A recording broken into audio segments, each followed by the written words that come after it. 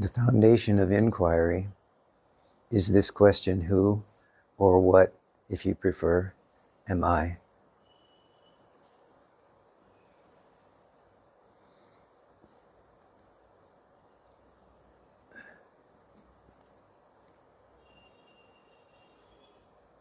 This question is not really an intellectual exercise.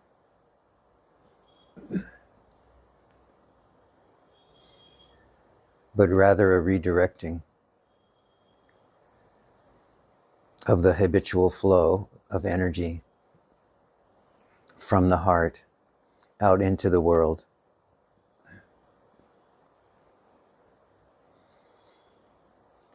For the purpose of knowing something about who you really are.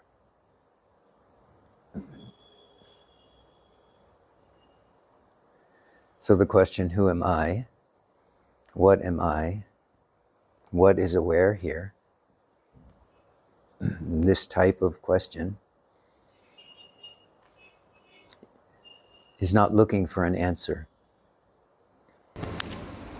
What it is doing is giving you the opportunity to take your attention from some object in the world, sensation, thoughts, thinking, and to place it directly back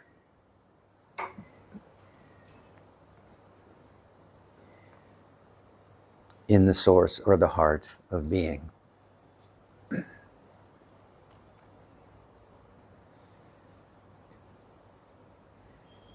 So only use it when there's a recognition that you have looked outward. By looking outward, I don't mean necessarily thinking about the world. I mean you are looking outward if you get trapped in a memory, in a storyline. If you are sitting here and projecting what you will do when this is over, tomorrow, next week, next year, projecting into the future. Or if you are worried about something that is going on with your partner, your roommate, your neighbor, all of these are outward projections. They're not who you are. The inquiry asks you not to answer the question, who am I, but rather to look through the very real and very present, felt perception, I am. I am aware. So when you engage the question, who am I? What am I? Am I aware? It's not to answer anything. It is, however, to look, to come into a direct and immediate relationship with the I am. This is the felt presence you have in every moment. If I ask you, are you aware? You immediately say yes. You know it. This is not a thought. This is simply a recognition. You don't need to search for this. You know it immediately. If you're in the waking state, you know, I am. So when you find you've drifted from this recognition, I am, or I am aware,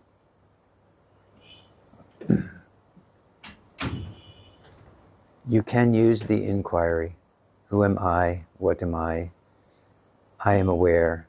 What is aware here? Any form of this inquiry. But then fall into the space that follows. No desire to answer that question with your mind, but simply to look into your heart, into this present, here now awareness, and know beyond a doubt, I exist. This is the place to stand and wait.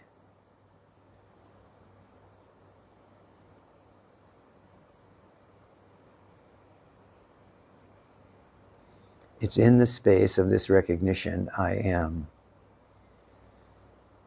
that the recognition of the self is seen. This recognition is always with you, as long as you aren't thinking, planning, looking back, looking forward.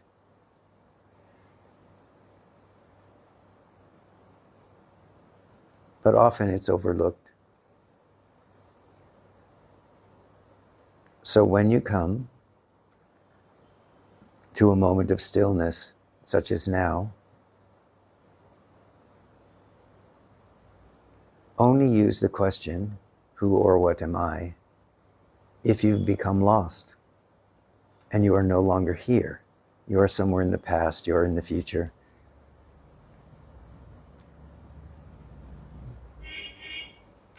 Just recognize, now I am here. A moment ago I was not. Now I am. Wait there. Stay here, now. Open your heart. Have no interest in what comes and goes in the mind, body, or world, just for this short period of time. Over time, you will become more and more adept at staying here now, under all circumstances and in all conditions. And this recognition, I am the self, which is already here in you, will open and expand, and you will recognize, I am the self. I am that which illumines this world, these thoughts, these emotions.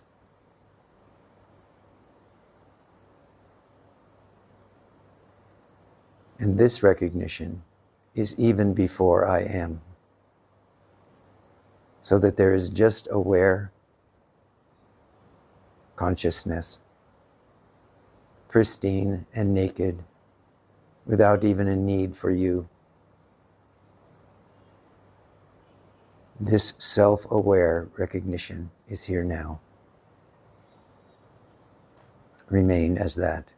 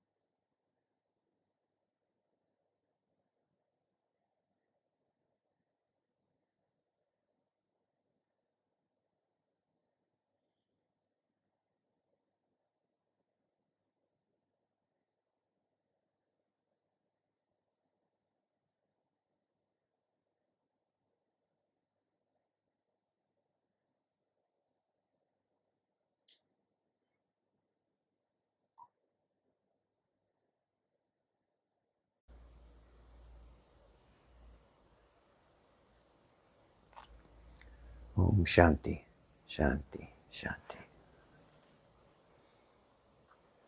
Om Namah Shivaya.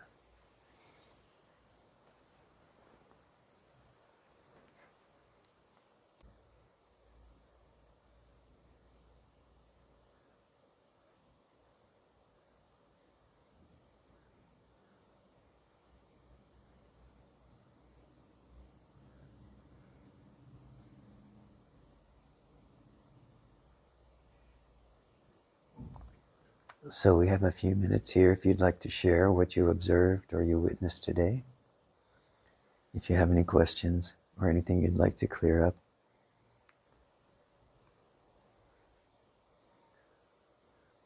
Now is that time.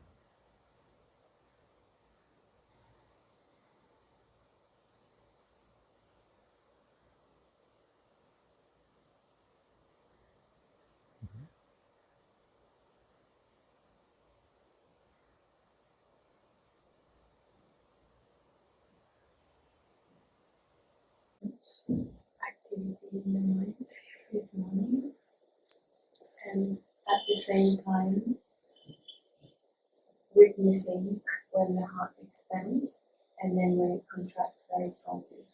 And how when it contracts it's almost like this tiny little door towards the self that is there, but it's very, very narrow. And it feels as though to be able to stand in that without your presence, it's almost impossible. Is that a belief, or is that, yeah, it just feels like without your help, it just goes off into the mind, into the story, into the whole world. Yeah, yeah. That may be true, but it's important. Did you everyone hear what she said? Yeah. So that may be true, that's what the experience is right now. But that's a temporary situation.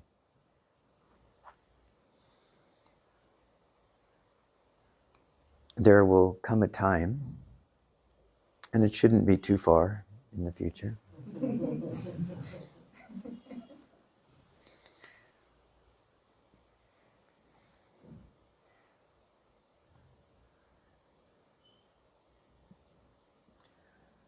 where as soon as there's the remembrance, as soon as there's the remembrance, that which is aware is here now, or there's a remembrance to ask the question, who is thinking, who is observing this, who is the witness to this? Any form of that inquiry should stand you in that very narrow spot. Is that true? Yeah, even that was gone this morning. Even the narrow lane was gone. Oh. What? You said again, who am I? I said, oh, that was completely gone.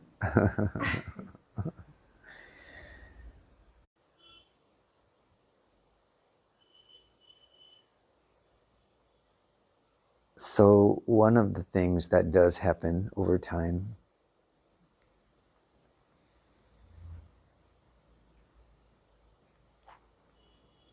is that my voice takes up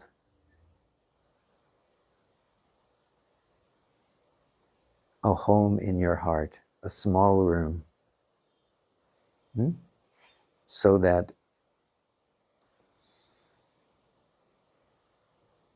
the space or the time between when the distraction causes you to get pulled away and the time that you hear that voice becomes smaller and smaller.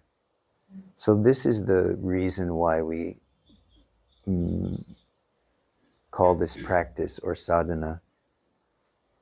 Okay, it's not because you're failing, it's because you are reconditioning the way in which the habitual mind, the conditioned mind, functions. And you are using the same mechanism that before has been conditioned through unconscious thinking, habitual tape loops going on, habitually looking out for a sense of who am I. Now you are beginning to use that same faculty of mind to reestablish your connection with the self. And that can happen whether that remembrance comes in the form of my voice, which is living in the small space of your heart now, or whether it comes from your own deep wisdom. They are the same. Your deep wisdom is what brings you here. It has already recognized that this way of conditioning that you have been suffering from is not working for you anymore. So you've come to look to see if there's another way, and now you've found it. But it might take some time. So this is when it becomes necessary to be patient both with the sadhana itself, but more so with the being that you have in the past imagined yourself to be through conditioning. Patience with this one who seems to get lost. You see, all of this is just an empty perception unless you make it, this sense of me, unless you make it something important or valuable. So that's part of the reason that I keep saying to all of you, lose interest in what the mind is telling you is going on. You see? Because immediately you can see already, right? If you lose interest in that, and by that I don't necessarily mean swat it away, although you can do that. I don't necessarily mean do that forcefully unless you need to.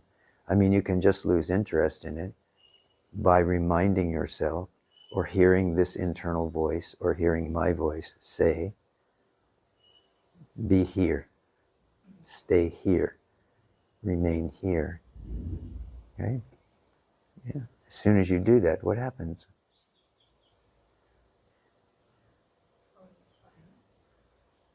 Yeah. What came before that is gone. You can see it's gone. Yeah.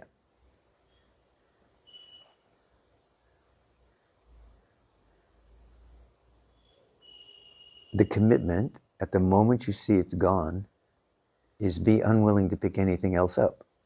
Now that's not, again, not a forceful thing. Just simply don't pick anything else up. Notice that there's a relief that happens. Oh, I'm here now. Okay. All right.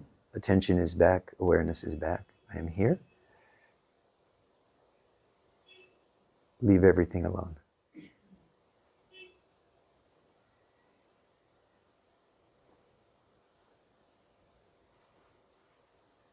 This is sadhana. This is practice.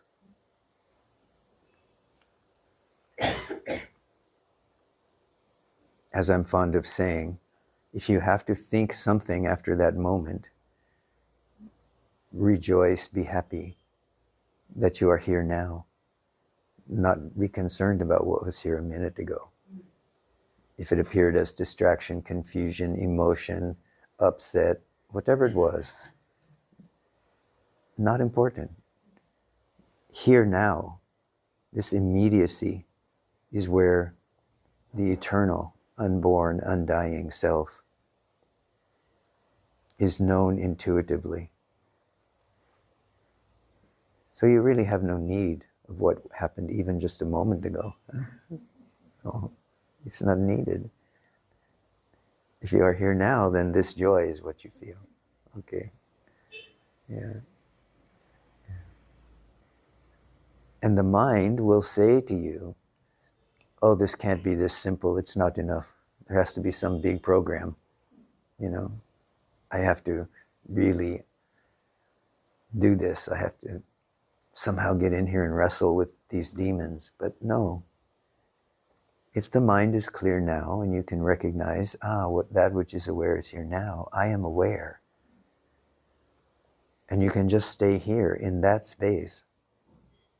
and not have any concern about what happened a moment ago, a day ago, a week ago, a year ago, or what will happen a moment from now, an hour from now, a day from now, a week from now. All is well.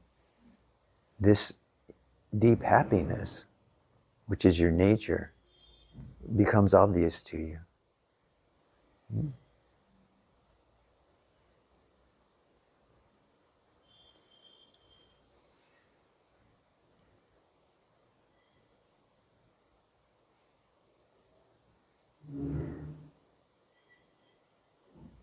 So touch this point,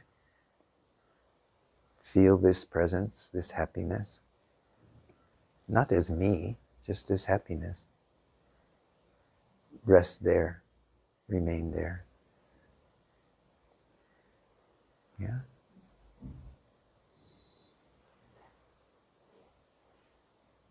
The practice part of it is do it over and over as a conscious process until it becomes second nature to you.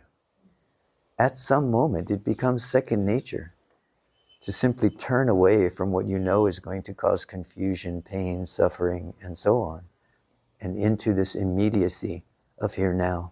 That becomes second nature. Because you have enough experience with this sense of relief that it's the last thing you crave. Yeah? All other desire, all other craving, all other pursuits that you might have in thought, in world, and so on, will begin to subside because you simply know that to be here, now, in the moment, in this eternal now, not even in the present, but in the eternal now.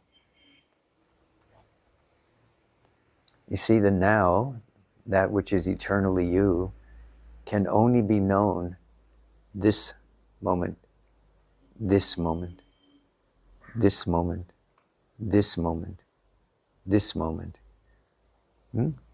So there's the appearance of the moments moving on, but there's a deeper understanding that there is this presence, this being consciousness, which is not even tied to the moments.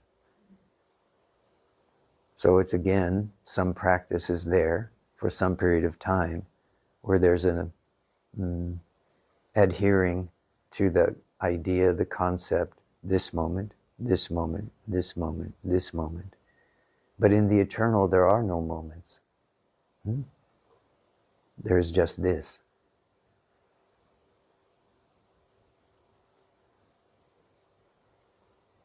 And you are free from time, as well as being free from everything else. You will still need to look at your watch from time to time, living in the world of form.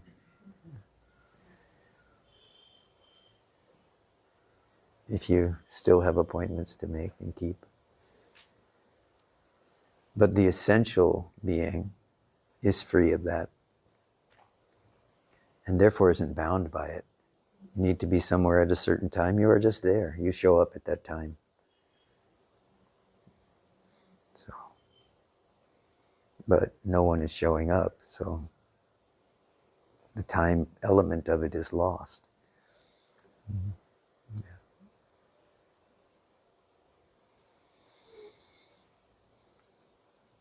Especially, please don't become dismayed because you have realized that you've been distracted by something or lost in something, or thinking is going on in some way that feels overwhelming or like I have no control over this. Rather, recognize that even just a moment of recognition, but now I'm here. This recognition, that awareness is here now, frees you from that as well. But only if you're willing to let it go. Only if you're willing to recognize that that which comes unbidden. You didn't ask it to come, right? You were actually asking it to leave you alone, but it came anyway. So you can see it comes unbidden, stays for a period of time. That period of time is directly proportionate to how much attention you give it. So if you start to struggle with it, fight with it, and so on, you're perpetuating it. But if you observe it, if you witness it, if you take no interest in it, if you simply acknowledge, thinking was happening, now it is not, then it can go. So liberate all of that conditioning as it comes up. That's the conscious process, is to liberate it as it comes up. Let it go by returning attention to the awareness which is here now, and doesn't take any interest in the outcome of whatever thought, emotion, or experience was going on. Just let it go. So as your interest becomes stronger in what is the eternal now, it naturally weakens. So that's why you don't have to struggle with it. It naturally weakens the conditioning of the attention which came before, which was toward objects, people, things, satisfaction, desire, right? Those were the things it was interested in before, thinking it was going to somehow become happy, not realizing it already is happy when it's not pursuing all of those things, all of those objects. Yeah, so just keep coming back. And rejoice in the fact that you've come back, and you'll speed it up for yourself. When it's enough for you to be completely stopped and just here and just enjoying whatever's here. The people, the experiences, the nothingness of this moment, because everything in this moment is coming and going, so there's no attachment to it. It's just you're allowing it to be as it is. Then what happens is there's this settling into the heart and this recognition that there is nothing to do. Just be as you are. Ramana says, remain as you are, meaning as the self, which is not me or mine, and is even before I am. But I am, or I am aware. This is the place when the mind is wanting to move out. As I said in the beginning, when the mind is wanting to move out, gently bring it back to this place of I am, to this recognition that I exist, even as a physical body, even as a mind. But also keep in mind that you are not the body and not the mind. This is just the anchor point. It's what you experience, so it's what you can hold to temporarily until you don't need to hold to anything. You can live in the free space of what is. Yeah. Good? Okay.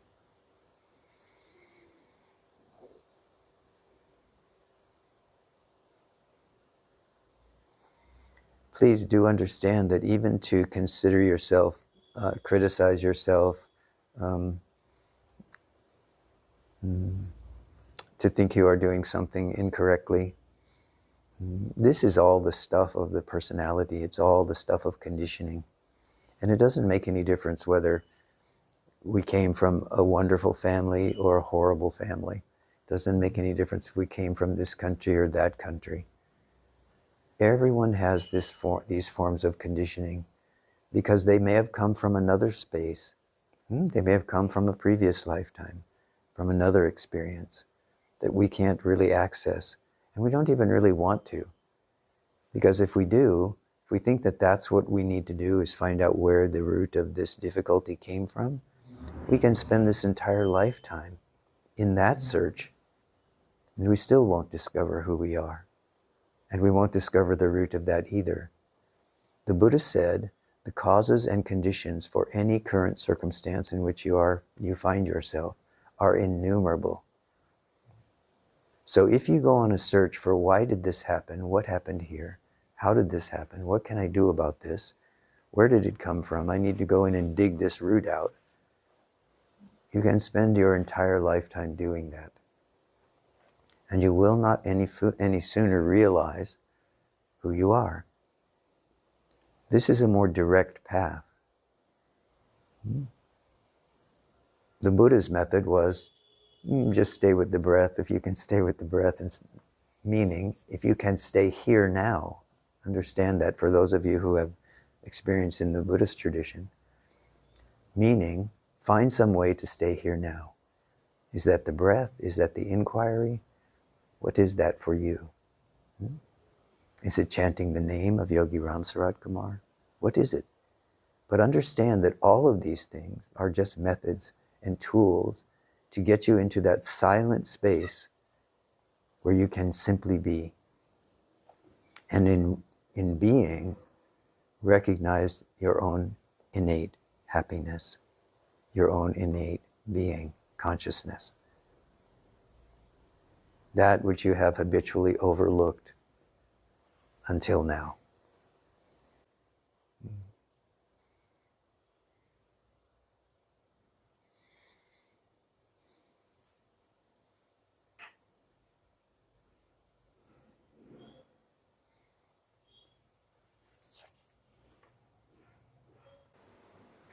So yes, now we become fewer and fewer every day. Till we become one. Satsang joke.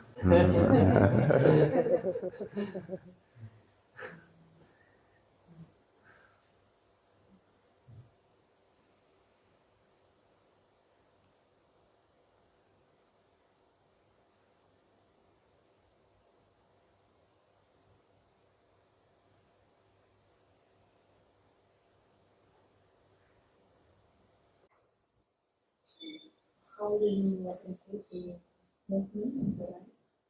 Like, How do you? appreciate the movements of the life? Like, you're not taking any decisions. You feel like this, like the things are coming and going, and you just be. So, can I ask you how you see the movements of the life of the world?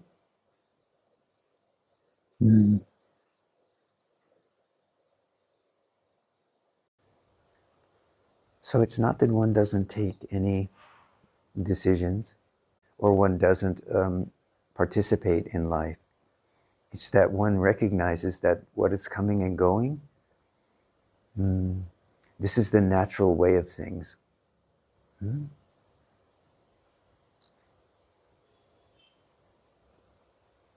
when there's no me interfering with the natural way of things, just, you can say flowing with them, but actually from a deeper understanding that what is coming and going is flowing through this awareness itself.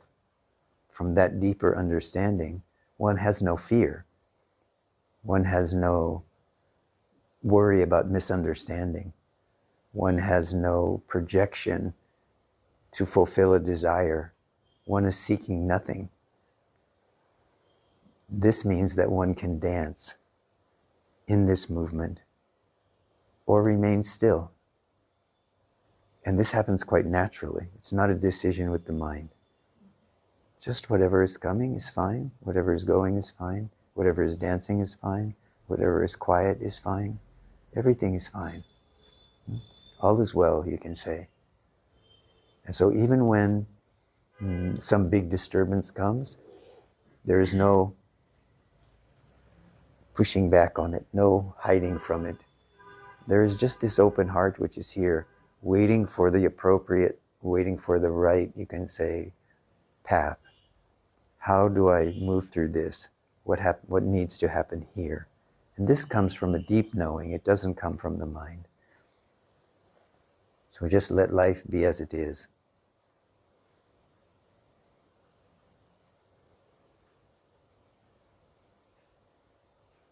And sometimes, when something is going on, we see someone abusing an animal, let's say, or we see someone screaming at a child, we may quite spontaneously step in. That also is not me. You see, that is life stepping in and saying, no, not that. This can also happen possibly, and quite forcefully. I have this story. Many years ago when I was living here, I was living over by Yogi Ram Sarat Kumar ashram. And on the roof was a sadhu. And he was living up there for some period of time. And we had had a couple of chais together and had talked, but I didn't really know him very well. But he was a very nice man. And he was very quiet. You very seldom saw him. But one day I stepped out onto the street in front of Yogi Ram Sarat Kumar. And there was a man who was there berating his wife. And I saw this Swami standing directly behind the woman. And I just waited for that to see what was happening. And he was just watching. This man didn't even realize that this Swamiji was there watching. And he raised his hand to his wife, as sometimes happens in Indian marriages. He raised his hand and went like this, and before he could swing, the Swamiji was there. So if he had let his arm go, he would have hit the Swami. And the Swamiji just stood there looking at him silently. And this man began to weep. This was a really important turning point in my sadhana, my personal sadhana at that time. This was probably 12 or 15 years ago. Because of this very question, do we act? When do we act? What do we do? Do we still participate? Don't we? Because I already knew him to be a very silent guy, just sitting upstairs making chai and smoking his bidis. But here he was. He stood and he simply looked at this man and he raised his hand and he said, "No, never again." And this man was just broken. He just started weeping. This was a very powerful moment because it showed that without a me, this action can still happen. It does happen. Whatever life wants to have happen will happen. And we can trust that. And without doing anything, without raising a hand, without causing any more disturbance in the world around him, this Swami just simply walked away. And this man stood there weeping. And then he and his wife walked away in the opposite direction down the street.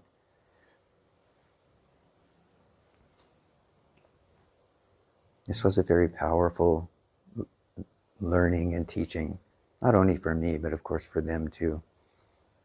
And I'm going to suggest that perhaps this man gave some serious thought to whether or not he should change his behavior from that moment. When a Swami steps in front of you and tells you no, it's a good idea to listen.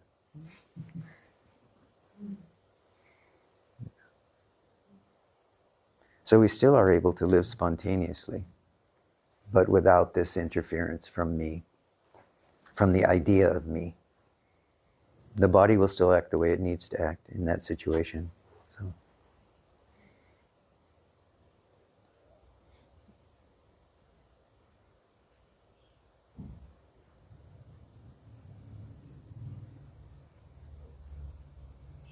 And the power of some movement like that on behalf of this Swami, on behalf of this woman, is that there is absolutely no one there.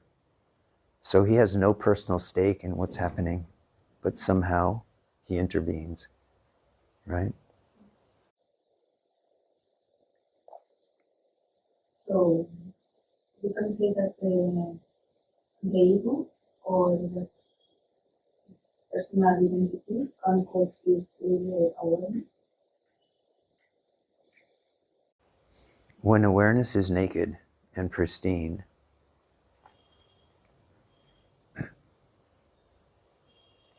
there is no ego present. Because this ego is the me idea or the my idea. Awareness on its own. Because you know this, right? You are here right now. I say to you, are you here? Are you aware? You say yes. Now I say, okay, now Do you need this me to be aware? No. You say, absolutely not. You know this. So you can say they can coexist, but the definition of realization or recognition is that this ego is no longer operational. Okay? You can say it no longer exists in that way. So in that way, they don't coexist. The world is now, it's not a reality, but it's not a reality. Yes, yes, yes. And always with sadhana, we are finding a way to walk between these paradoxes and these apparent opposites, because they are just apparent opposites. There seem to be opposites, but in some way they are not. And that way is the way through the middle of them. Where we recognize that, yes, things are happening, things are appearing, coming and going, but they are happening in space. They're not happening to someone. They're not happening for someone. But we cannot deny their existence. They are coming and going.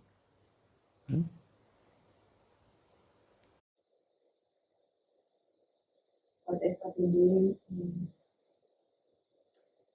I have a pen who takes my partner's out, so I get angry with him. The next day he said to me, well, I don't want to see you like this, and I answered to him. Even if you see that, if you saw that, I'm not that. And yes, also, are common emotions, no? Like you can be similar to my puppy or stuff. But then this, it's coming and going. Yes. Until you recognize I am the self, not as a thought, not as a concept, but until this becomes the way of recognition.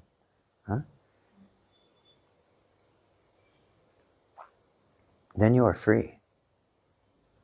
And the thing is that this kind of thing that happens in behavior, where you kind of swing back and forth from one kind of behavior to another kind, from one side of this behavior to the other side of that behavior.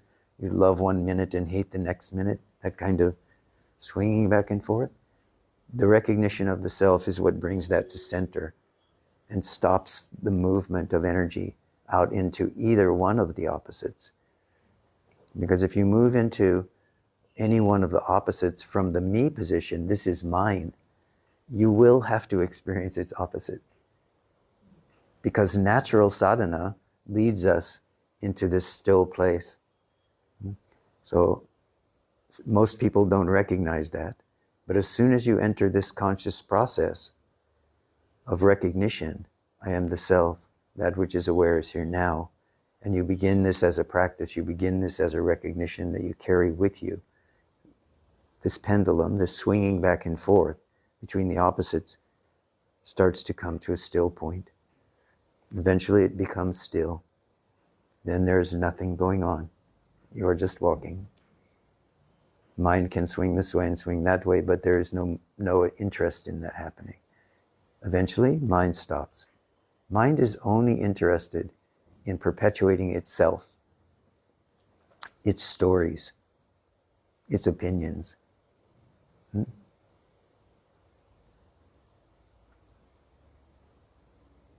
Once you no longer have an interest in what your own story is, something else begins to show up. This is what I refer to as naked awareness. Awareness which is here without me.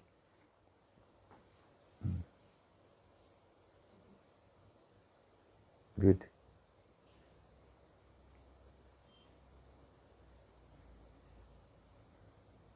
No interest is the hardest. Having no interest is the hardest. Having no interest is definitely the hardest, until there's really this understanding, deep understanding, that, and this comes from observation, from the witness position, right? This observation comes that every time I take interest in something or pursue a desire or try to make something happen, I suffer, I fail. Every time, yeah. Even sometimes I have a little bit of success and a little bit of happiness comes out of having achieved that desire, but then the fear starts to mount that what I have achieved I will lose. And so eventually that fear overcomes whatever temporary happiness I have had. And the grasping and clinging starts to happen. And from grasping and clinging comes suffering. So we do this over and over until we are really clear. Yeah, that until we give up this habit consciously, until we make a commitment to giving it up, and we ask ourselves, how can I give it up?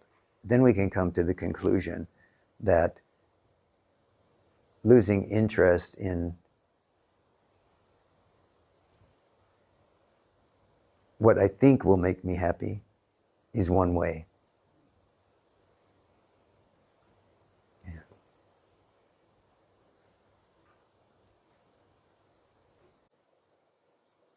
Like these experiences, like wanting to know,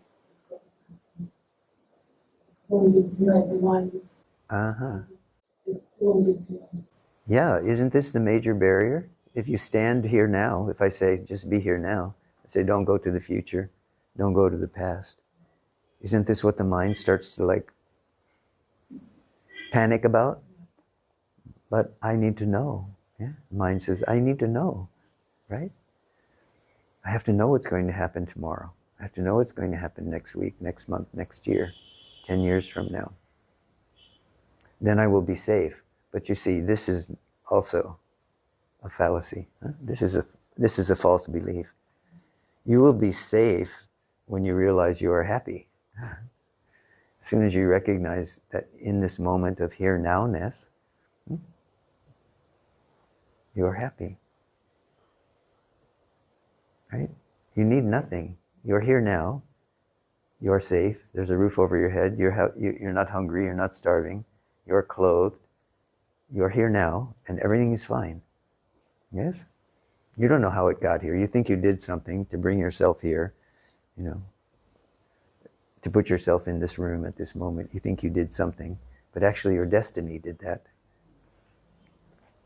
You really had little to do with it. In fact, it's more likely that your mind is working overtime trying to block it. But if you come to recognize that you are here now, and in this here now-ness is where your happiness lies, not the happiness that you can get through satisfying a desire or pursuing something, a job, a person, a place, a lifestyle, but rather that if you simply stop, come full stop in this moment and see that you are here, and in this moment, everything is fine. There's nothing that you lack right now. Is it true? In this moment, you lack nothing. Your heart's desire is full, so you lack nothing. And this is your natural state. And many, many people have realized this. Most of you have already realized this in some way. The challenge is to remain as that. It's not that you don't have momentary glimpses. If you didn't have momentary glimpses, you wouldn't be here right now. If you hadn't recognized these momentary glimpses of the reality of who you are, you wouldn't be here right now. So this is definitely available to everyone who's in this room. This is the fortunate aspect of this birth for you,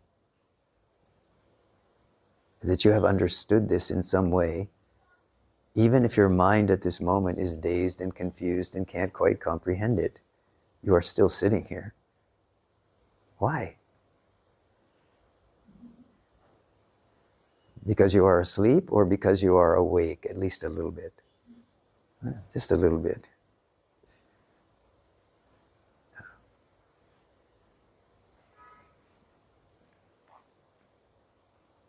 And this is just like me saying to people, you've heard me say this before,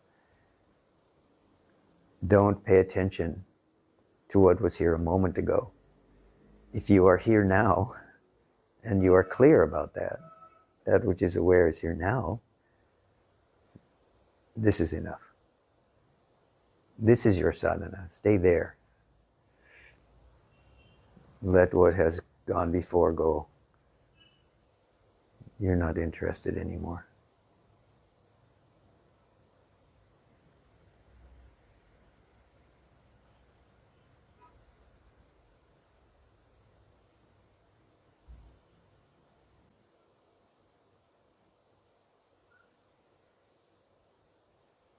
That which you are is never dependent upon what you think the shape of your life is. It just isn't. What you really are is before everything you think, before everything you do, before everything that you have been taught by your family, your society, and so on, that you are or you will be. You are before all of that. Stop and look. Know yourself as being consciousness and bliss. And whatever is coming up in that space is coming up so that you can let it go, not so that you can wrestle with it. Just keep letting go. If you feel you need to understand it, you will be wrestling with that snake for a long time. Because what we're talking about here, what we are actually experiencing in the silence of being, it can't be understood in any way that the mind can really make sense of. Even though I'm talking, we're using words, right? It's beyond the words that we're pointing. And you intuitively, your heart essence knows this. So whatever you're in the middle of right now, whatever you think you're going through, whatever is disturbing you, whatever pursuit it is you think you're on, understand that it's not really that important. If you are here now, this is enough. Let what comes come, and let what goes go.